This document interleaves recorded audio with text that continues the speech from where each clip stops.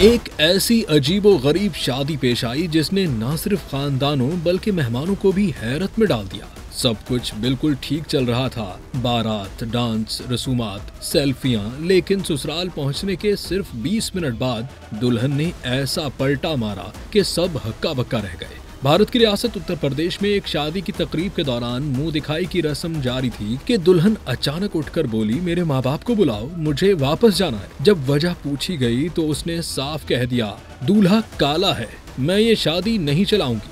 बस फिर क्या था, घर वाले, मोहल्ले की खालाएं, हत्ता के दुल्हन के वालिदैन भी उसे मनाने लगे, मगर दुल्हन एक न मानी। मामला इतना बिगड़ा कि पूरा सीन पंचायत तक पहुंच गया, जो तकरीबन 5 घंटे तक रिलेशनशिप काउंसलिंग करती रही। आखिरकार दोनों खानदानों ने सोचा कि बेहतर है सब कुछ यहीं खत्म कर दिया जाए। पुलिस का कहना है कि ये मसला हमारे नोटिस में आया, लेकिन किसी ने शिकायत दर्ज नहीं करवाई और पंचायत में ही बाहमी रजामंदी से दूल्हा दुल्हन अलग हो गए।